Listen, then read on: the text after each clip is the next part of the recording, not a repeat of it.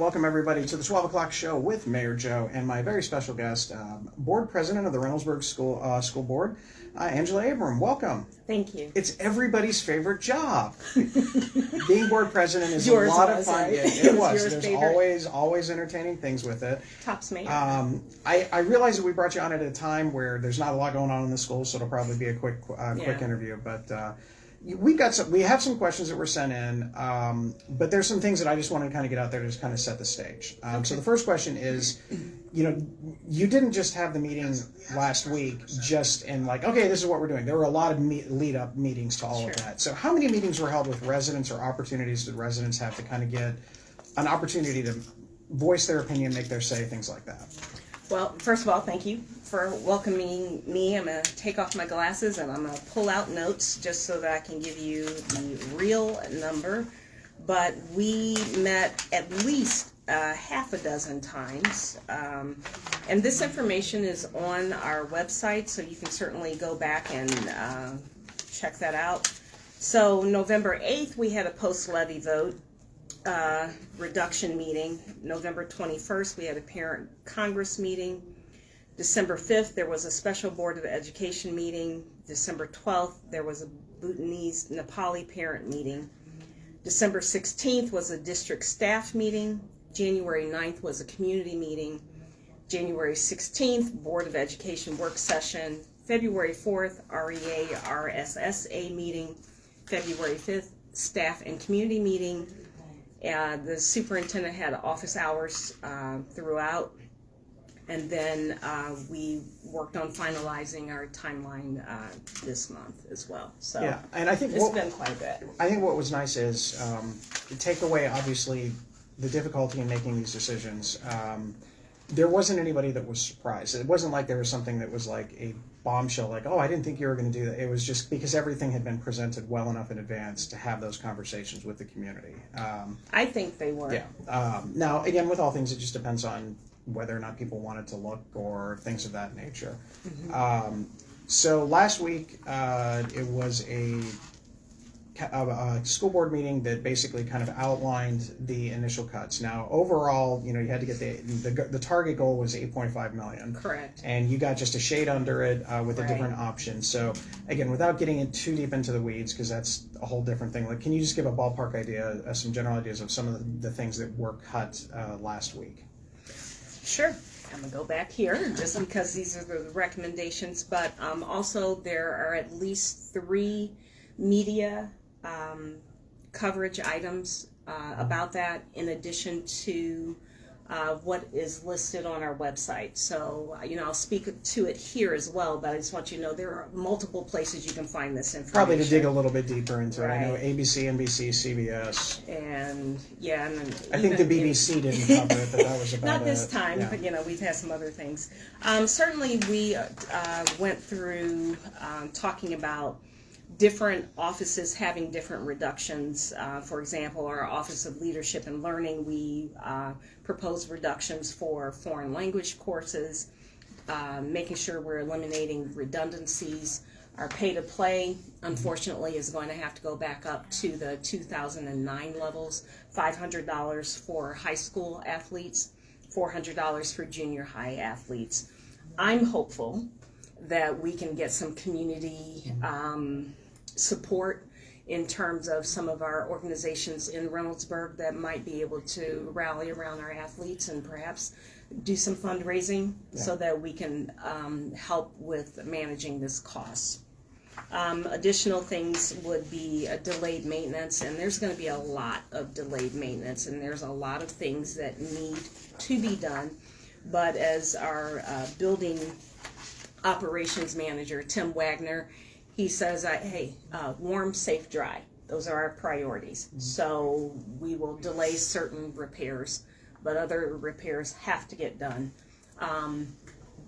For example, with the safe piece, we have flame retardant curtains that are no longer flame retardant for our Livingston Theater. So that's got to be replaced. So that's, I think, at least $80,000. And then we have some fire alarms at Livingston, safe. has to be replaced. That's $450,000 that has to be Slightly utilized. more complicated than the $20 one you get at Meyer. Or something Yeah, like that one, the Yeah. one that chirps. But only So- trips in the middle of the night. Right, you know, right. So those are the types of reductions, and like I said, there's an exhaustive list on our website. So it's, nobody's thrilled with anything. I know that the proposal was a little bit different, and unfortunately you have to kind of look for some other typical things. Have you gotten to that point where you're able to figure out what that next, to kind of cover that Yeah, that roughly 200 and change or something like that? No, we have not. The recommendation was the 8.5, so that we could meet that deficit spending that we started back in 2023. I think a lot of people might forget that the COVID dollar funding, the ESSER funding, is what allowed us to get this far. When our voters agreed to the last levy passage in 2010, the goal of the district was to get us to 2020 before asking our voters again for another levy. We made it, but then we got hit with a pandemic, which gave us additional dollars, but now those additional dollars are no longer. And that's why when we started deficit spending, our treasurer said, hey, we need to be talking about this, let's put a levy on. So that's how we kind of got here. All right, so I've got a couple of questions. Sure. One, and again, these are just the questions that Sure. so we'll just take them as they were. The first one was, will the school be redistricting? I know you guys just did a complete redistrict last time as far as who's going to what elementary and middle school. Is that something that you're going to be doing again? Yeah, well, we have to, because in order to be efficient with our transportation, that's required. And I can tell you, we had multiple conversations before we got to this because, the superintendent asked me what did I think the community's appetite was for redistricting. And I said, I don't think it's something we want to do because it's something that just happened, right? But that was before the levy failed. Mm-hmm. The levy failure puts a whole new scene on everything. We have to look at everything because we have to be as efficient as we can.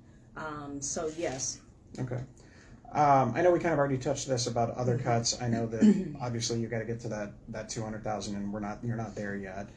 Last question for this particular reader was, when will the school be putting forward another levy? I know you and I have also asked that question, but go ahead and feel free to. So that's a board decision. Obviously, I would like to see it coming up, this year. But there, as you know, there are steps that have to be taken in order to do that. Number one step is we need a levy committee.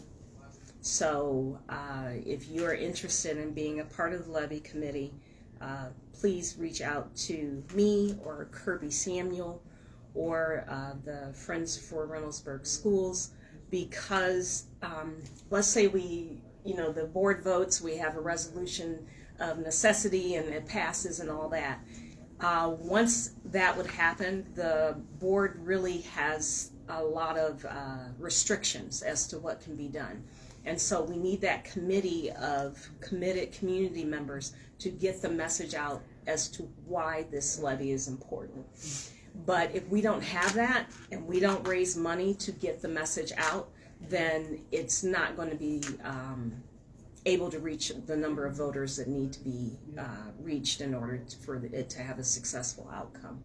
There are not a lot of PACs out there that give lots of money for this one.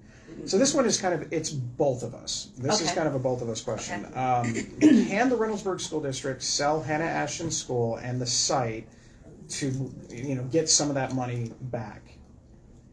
Okay. That's the first part of it. Can you do that? Can we sell Hannah Ashton?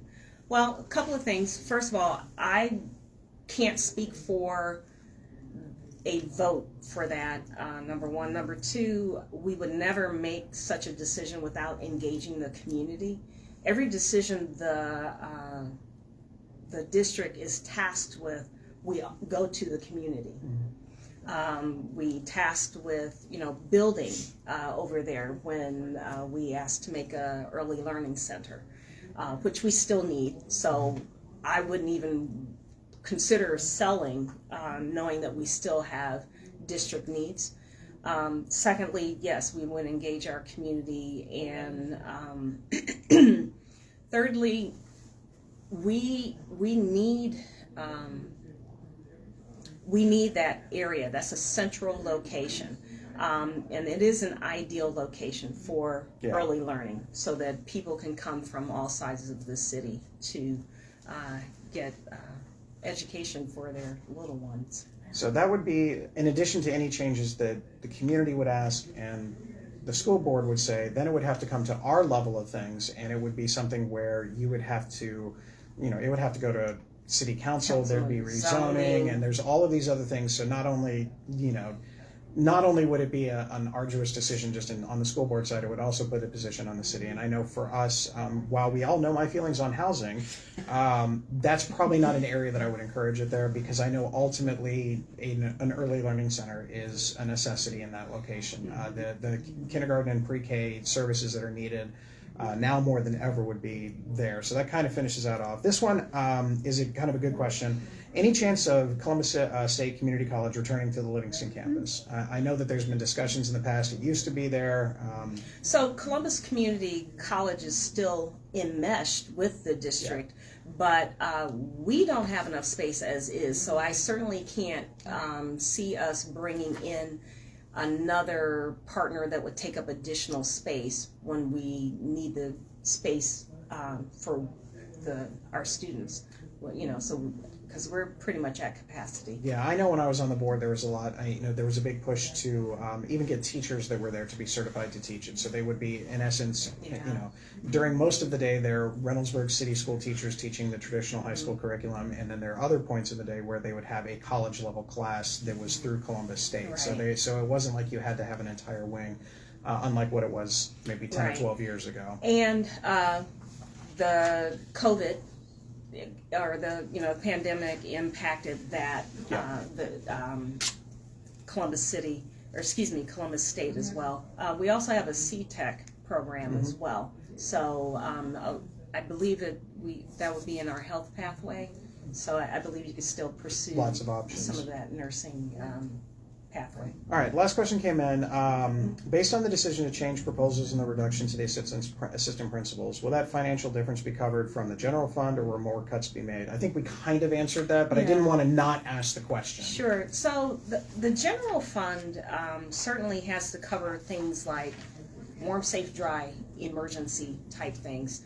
And I actually appreciate you asking this question, because I'm going to bring up something that no one has talked about. Vandalism. I didn't do it. I didn't either. Okay. But someone did, and over the course of this calendar year, we have had over $350,000 in vandalism. Okay, and that type of cost we have to hold money for, because if we don't, and for example, I know we've got to dig up a parking lot because somebody decided to stuff a t-shirt down the toilet. Right? Okay. In addition, we have a ridiculous amount of vape incidents. We have a monitor, the Halo monitor, and that had over 2,000 hits last week. So, as you're looking at the cost of running a district, please also consider that we have costs that we have to absorb that come out of our general fund. I guess some of those people that sell vapes are having a good time right now, but not working out well for you guys. Yeah, it's not working out well for us, and I appreciate when you try to get the flavored tobacco And all we want to do is put a license on it just to make sure that we could monitor this so that it wouldn't get into the hands of, it would not easily get into the hands of minors. So, well, those are the questions that were had there. I know we kind of already talked about some of the next steps. Obviously, I don't want to say it's a day-to-day thing, but the next step is to figure out what that other part is and then how to address from there. Did we have any questions come in? I had just one. It says, when will you announce any boundary changes and start time changes for next year? So, good question. So I know they're working on the start times now. One of the things that had to be done was we had to make the approvals for the reductions before the district could move forward with planning. So I would say if it's February now, I know you would hear probably May. I would refer you, because I don't actually recall in the actual moment, I would refer you back to a similar timeline of the previous redistricting. So the idea would be that hopefully the goal is to make sure that anybody who's got kids in school right now, before they leave this year, they kind of have a general idea of what it's going to look like for next year. A general idea, but I don't want to pin down an actual date, but I would say don't expect to hear anything before April. So it's kind of like Wagner Road. You're just going to put a general time. Okay, there we go. Don't worry, I'll have an update on that one. Well, if you had a few moments, you mind sticking around so we kind of go through some other different things. Obviously, you are always free to reach out to any board members and have conversations. Board member Whitman has his revolving 3 to 4 p.m. at the Graham Road Welcome Center every Friday. But we have some cool things coming up. Thursday, March 6th at 7 o'clock in the Summit Pack, we have the chorus, Reynoldsburg Chorus is going to be performing, so we've got that going on. Awesome. And then this one is big for me. It's the Reynoldsburg Education Foundation Designer Purse Bingo. So I'm all about that. This was just announced. It's going to be April 12th. Tickets are $40. It comes with brunch and 2 mimosas, which is good. And I know that brings a lot of smiley faces to people. It's going to be at the Blacklit Course Banquet Room. Now the bingo is you get 10 bingo cards, and obviously if you get to call bingo, then you get whatever purse is up for that particular card. It is a lot of fun for people who enjoy purses, which you know me, I'm all about that. You can go. It is something for the Education Foundation because it does generate money to help offset some of these other things. So I know whether it's the 8th grade field trip or whether it's some of the curriculum things. Some of the teacher grants. This is one of those, I don't want to call it smaller, this is one of those avenues that you can support the school district in ways that, to be fair, it's not a property tax vote. It is literally, it's $40 and you could win a purse. And they are designers, so we're talking multiple $100 plus worth of purses that I'm not even going to try and bother. Louis Vuitton, Michael Kors, things like that. Coach. So I can't say that I know too much about it. Other cool things that happened yesterday, and this is just me because like many people, Councilman Baker's always promoting the boys basketball team because that was his thing. So I used to coach bowling, and I am thrilled to applaud the efforts of the boys bowling team. They are headed to states, yes. And that is a huge accomplishment. It's one of those things where the districts, you start up here and they take the first 10, 12 teams, and then basically when they get the best teams in the Central Ohio region, they only take the top couple. So it's not like you get in and like you've got 10 teams in a shot. So Reynoldsburg finished second. Quinn Dean placed second amongst all bowlers with a 718 series. Yeah, he was really struggling at his first game at a 198 or something, and then ended up going ahead and finished second. So he was struggling that time, but I think his average is in the 240s. But he found a way to figure it out. Kylie Conrad was also the first lady raider to qualify for districts. In the better part of a decade, yeah. So that is huge. And then the other part of it is if you want to go and actually watch this, and if you've never experienced states when it comes to bowling, it is a whole different thing. It's stadium seating and it's periscopes. And when I say periscopes, it's the things where you literally, because unless you get there really early and know somebody, you're in the back part and you can't see much of anything. It's a lot of fun. It's going to be at HP Lanes Saturday, March 8th. It's at 9 a.m. and the tickets will be on sale soon. Yes, you do have to get tickets with it, and yes, it will be crowded. Be prepared to stay for quite some time. So that's a huge thing for a team sport like bowling to get to states is a huge accomplishment. So congratulations on that. I think I went last year for qualifying rounds. I was out there at HB, and it's exciting. It is, and unless it ain't your bowling leagues, folks. It is a completely different level of intensity. what is kind of nice about it is, we all know that everybody competes, right? We know that the players compete against each other. Some of the most respectful things I've ever seen on an athletic event is between bowlers. Like, you don't have a lot of, somebody throws a strike and turns around and just like gets up in somebody's face or something like that. It doesn't have. It would be funny. I mean, don't worry. There's a saunter back to the scene, but for the most part, it's a very polite thing. It's a very good thing, and everybody's there because most of the kids, especially in states, these are kids that have been playing in bowling leagues and have been competing against each other for the better part of the last 5 to 10 years. So they know each other. There's still the competitiveness in there, but it's a lot of fun. And so that's it. So congratulations yet again. Also, for those of you that were watching on Monday night, we had some legislation go up about speeding. So the way that Ohio Revised Code is that if you are going in excess of 15 miles an hour and it's over 50 miles an hour past the speed limit, you get quote unquote double the fine. But the problem is if you're in a residential area where the speed limit's 25, even if you're going 15 miles over, you're still not hitting that 50 mile an hour mark. So you still get the boring penalty of $120. So this would actually remove that, and now you get actually penalized the full $200 all the way across, because we know that speeding is an issue. We know that sometimes people speed in the neighborhoods, which is a whole other thing. So this is going to be, we're probably going to be one of the first municipalities in Central Ohio to go this route, just because of the amount of speeding that we're seeing on the streets. So that is something that is out there. If you have any questions, follow up, of course, with our traffic team. If you see them out there, hopefully they're not, pulling you over as you're talking to them. Probably not the best time to have that conversation, but other times.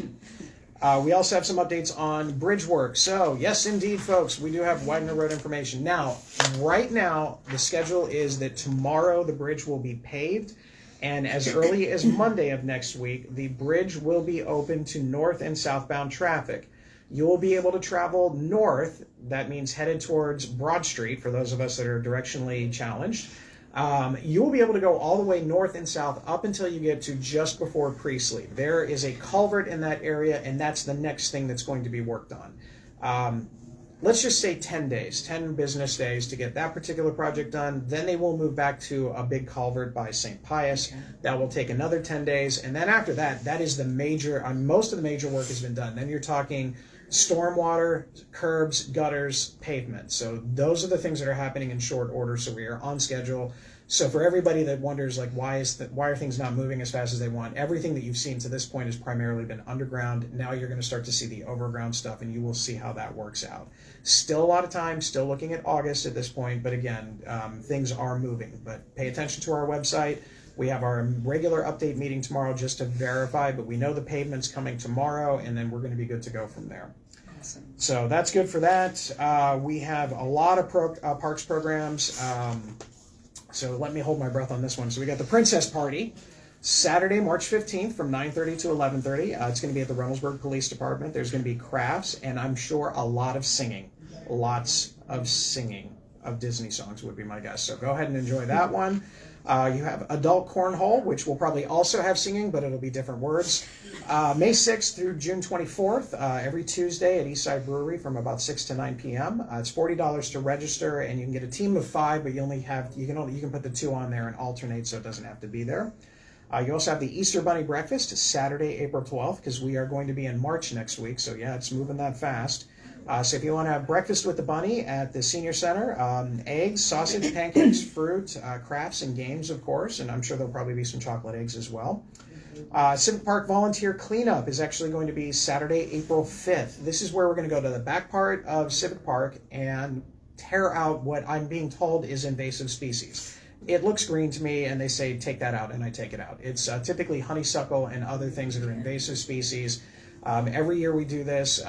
Franklin County Soil and Water does a great job helping us with, they provide some, coffee and donuts in the morning and then help get that stuff out. And each time we clear out a big section to help kind of beautify our parks. So please, if you want to do that, it's a great thing. Weather's always an iffy thing in April, but hopefully it'll be fine. We also have a wellness walk on March 1st at Pine Quarry between 3 and 4 p.m. We have a wildlife spotlight of the bear necessities from 2 to 3:30 p.m. and that's actually this Sunday. And then next Wednesday we have an open house nature program at March 5th from 6 to 7:30 at the senior center. And then we also have, which of course my sheet is over there, the Harriet Tubman Walk, which is on March 8th, and it's from the time starting at noon. There you go, starting at noon. And it'll be here at City Hall, and we will be showing the movie Harriet at 1 o'clock. Yep. So if you want to participate in that, that is always a good thing as well. So lots of things going on with that. Any questions of anything? Nope. All right, so we'll kind of continue to move on. Pickleball, as you heard, pickleball is coming to Reynoldsburg in an actual real thing. So we'll have legislation up on our next council agenda, but we got a grant. And so the construction's most likely not going to start till after the Tomato Festival because we have a big tournament and there's parking and all of that other stuff. So we're going to get that started probably in August. But it'll be 6 dedicated pickleball courts and then 1 tennis court that's going to be able to do kind of a hybrid between the two, and then 1 established tennis-only court.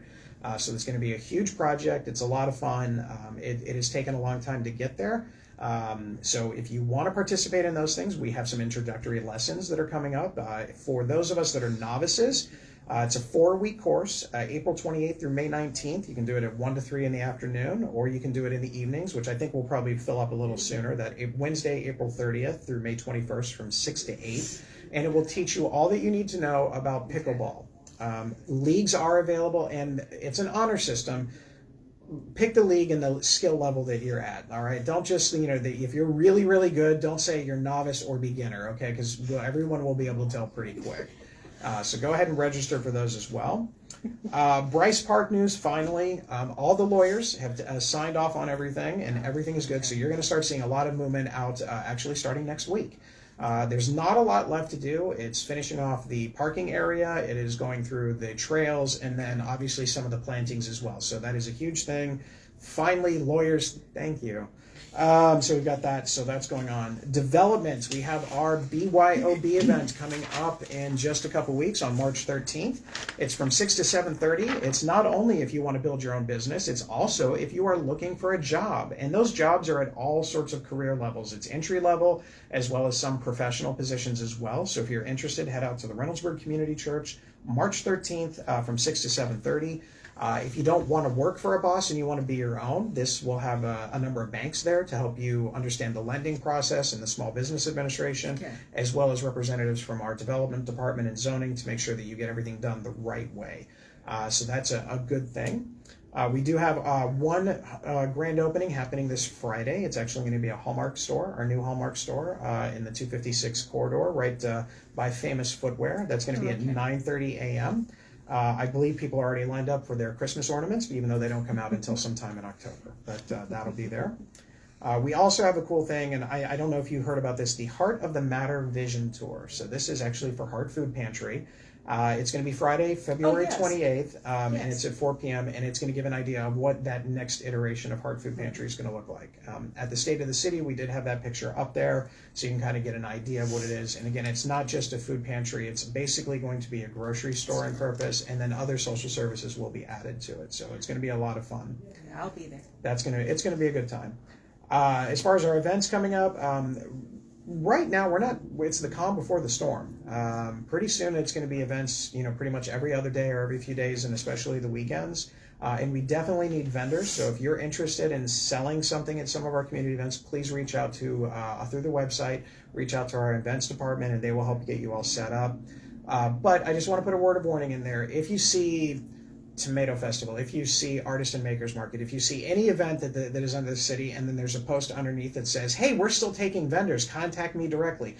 Do not contact them directly. Call and only deal with the city of Reynoldsburg. Those are scams.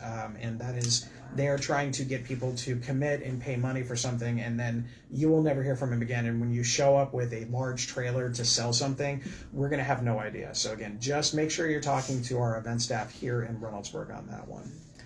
We have, and I know one of your favorite things is the Reynoldsburg Community Association Spaghetti Dinner. I actually did bring a flyer. There we go. So we've got this. Community Association is going to be on Saturday, March 29th from 5 to 8 p.m. at the Messiah Lutheran Church. It's going to be a lot of fun. You can see some of the prices up there. You can pay at the door. You can. They'll take credit card and or cash. There'll be some Texas Roadhouse rolls most likely, unless they've changed that one. With the cinnamon butter, but it's always a good time. It's a lot of fun for residents to get in and have a good meal for a good cause. This organization helps supports our 4th of July parade, as well as our Halloween and Christmas on the Town events. And you know, I am all about the Halloween, and we're working on something for really cool for this Halloween. But it's going to be fun. Beyond that, we've got our Franklin County Landfill Tour. I've had the privilege of doing it, so you actually go. You have not. On March 1st, SWACO is going to have that, and you can actually go in and see everything from the landfill to the recycling and how all of that stuff works. And then you can go home and, you know, throw your clothes that you're wearing in the trash and burn them and then take them to the shower. That type. But it's a very fascinating thing. And what's really cool is how they kind of show if we had just a small reduction in food waste, if we were just to take some of the food waste away, we would reduce our overall trash consumption and continue to, you know, increase our recycling. And that is, one, it's cheaper for communities because it's not trash. It's something that's, you know, you can put in a compost bin and then recycle and things of that nature. And it's a huge savings and obviously incredibly good for the environment and stuff like that. So check that out. Speaking of trash, if you want to be part of a litter program, the City of Reynoldsburg is accepting applications for the litter cleanup. And when I say applications, I mean, are you interested? Yes. Can you show up? Yes. Congratulations. You get your opportunity to do it. We'll provide the trash pickers, the buckets, all of those things, garbage bags and whatnot. And all you have to do is just let us know. We'll provide those things here at City Hall. You can pick them up Friday during business hours, or usually we'll have them out on Saturdays for those groups that are coming out. If you do it 5 times a year, it doesn't have to be, you don't have to do the entirety of Main Street. You can do a small section. If you do it 5 times a year and let us know, you'll get your sign commemorating that this is the street that you deal with. I'm part of one organization, the Reynoldsburg Area Democrats, that does it. We go out 5 times a year, if not more, and we take care of Lancaster from Main Street to the border. And we know where everybody's beverage preferences are in that area. That is very much a fireball kind of environment on that side of things. Until you get to Civic Park, then it's more Corona. So I don't know, maybe beachfront property. I have no idea what it is, but there's something with that. So check that out if you want to do it. And again, look at that. Any other questions, comments, anything going on? Nope. All right. Well, again, thank you very much. Thank you.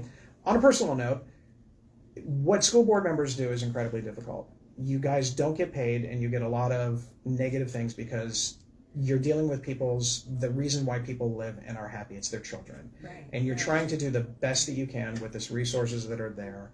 And it's not always easy, but I appreciate it because very rarely do you get told, hey, thanks for doing a great job. Usually it's the other thing. It's like, why don't people give restaurants compliments? They only complain. With everything that you've done, please do that. So I got this. Happy National School Board Month, which was in January, and this was from our Taylor Road artists.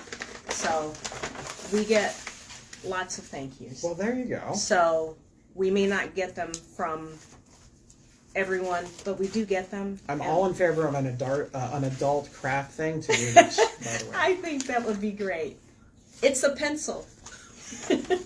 Happy National School Board Month. So this is why we do this work. Yeah.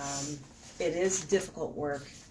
It is the reason why we all get up every morning and deal with some of the difficulty, because we know that our children are worth it. Yes.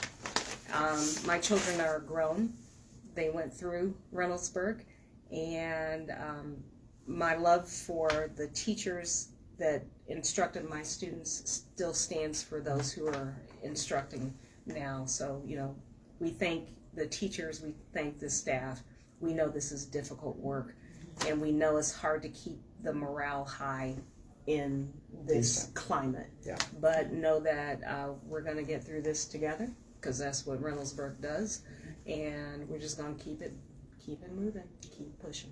Well, thank you, and again, thank you from all of us that don't get a chance to send something and haven't had arts and craft times, apparently. So next week we will have the Reynoldsburg Community Association come in, and they'll be talking obviously about the spaghetti dinner, so that'll be a fun thing. Other community events and things like that, and who knows what other surprises will await us as we kind of go forward.